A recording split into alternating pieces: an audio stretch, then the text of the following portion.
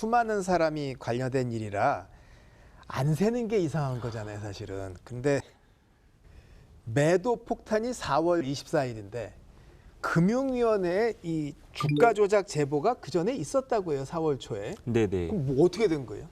그러니까 그 정확한 지금 제보의 내용이 사실 나와야 지금 될 것 같기는 한데요. 사실 그때 분명히 제보가 왔으면, 근데 그때는 좀 더 금융위가 뭔가 이거를 봤었어야 되는 게 아닌가라는 나중에 분명 책임론은 좀 나올 것 같긴 하고요. 그러니까 그때 이 제보의 내용이 충분하지 못해가지고 그냥 이걸 좀 더 지켜보자라고 한 거였는지, 아니면 좀 의심스럽다든지 뭐 이랬던 건지, 아니면 대응을 하려고 했는데 뭐 타이밍을 놓친 것인지. 왜냐하면 뭐 4월 초부터 시간이 이렇게까지 멀지 않았으니까. 이제 아니면 반대로 이게 누군가가 제보를 했다는 사실을 알고 실행 타이밍을 바꿨을 수도 있는 거죠, 세력들이.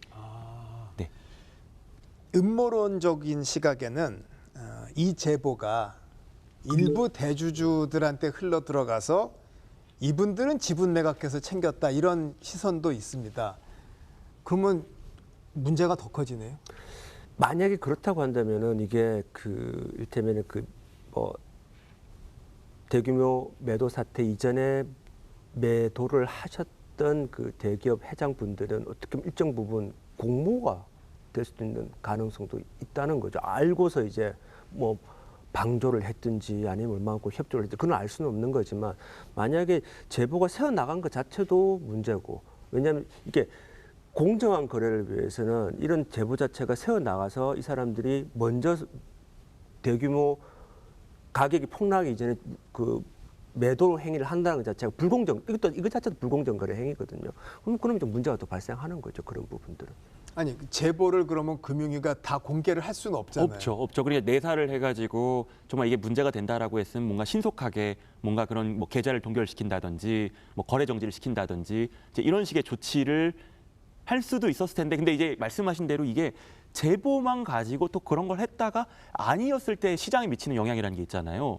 그러니까 이제 참 어려운 문제인 것 같아요. 이게 사고가 나고 나면 항상 책임론은 나오지만, 또 금융 입장 생각을 해보면 그랬다가 이게 아니면 이제 또 그러다 보니 결국에는 이게 뭐 마지막까지 좀 이렇게 된 게 아닌가. 과거의 증시 작전들 보면은 작전하는 사람들이 그 기초공사의 첫 단계가 비호 세력 확보라고 했었어요. 그래야 이제 감시 체계에서 틀어막고 좀 미룰 수 있다. 최근에 펀드들 사고 난 것도 있고 이번도 그렇고, 전혀 작동을 안 할 때는 누군가 틀어막거나 찾으려는 사람 혼내줬다라는 의혹을 가질 수 있잖아요.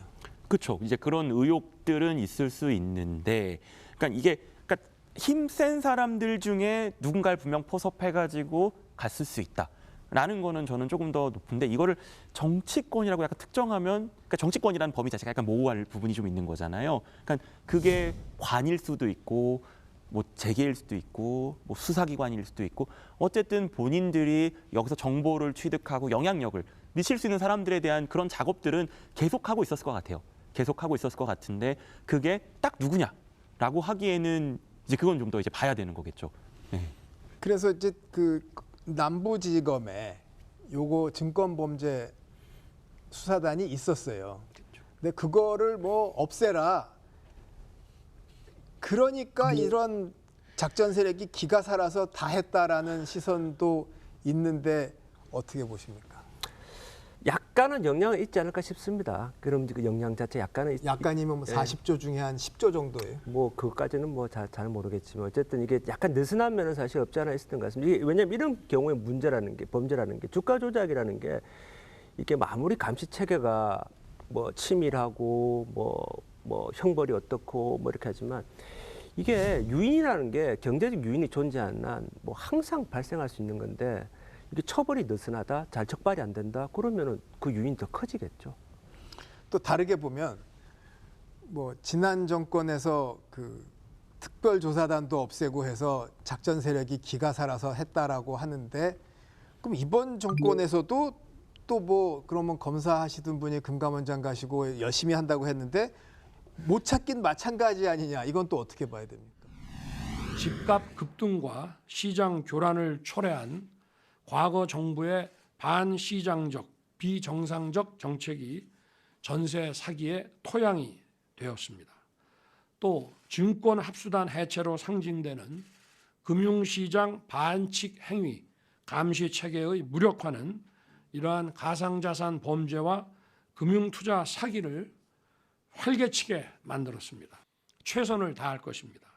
그러나 무너진 시스템을 회복하고 체감할 만한 성과를 이루기에는 시간이 필요합니다. 그러니까 이거의 해석을 양쪽 다 가능한 거죠. 그래서 그럼 이번에 더 이거를 엄격하게 하려고 뭐 아까 말한 검사 출신의 금감원장을 임명했다라고도 하지만 어쨌든 지금 금감원장이 오고서 지금 이게 1년 한 2개월 정도가 지났는데 사건이 터졌다라고 하면 그러면 이거는 뭔가 또 문제가 되는 거 아니냐라는 식의 사실은 그러니까 이거는 사실 해석에 굉장히 분분한데 그러니까 사실 이런 사건이 났을 때 가장 저는 우려되는 것 중에 하나가 이게 정치적 논쟁으로 가는 거거든요.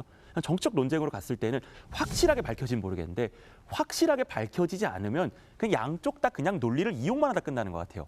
네, 그러니까 정치적으로 이거를 뭐 이쪽 한쪽에서는 반대쪽을 공격하고 또 반대쪽에서는 이쪽을 공격하고 근데 이제 진실은 무너지고 그러니까 진실은 이제 밝혀지지 않고 정치 공방이 되면 진실은 오히려 숨고 네네. 해먹은 사람은 신난다. 그러니까 이제 그래서 사실은 이게 조금 이런 굉장히 그런 패턴들이 많은데 그 부분은 정말 법률적으로 명확하게 밝혀질 때까지 좀 저는 좀 지켜보는 것들이 맞지 않나 싶고 제가 아까 말씀하신 것 중에 제가 조금 이제 저도 여기를 다시 한번 강조하고 싶은 거는 이게 지금 3년에 거쳐서 낮은 우상향을 하다 보니 이걸 놓쳤다라는 거잖아요. 네. 그래서 이 감시 시스템을 사실 단기 급등과 단기 급락에 대해서는 빨간불이 뜨는 게 빨라요.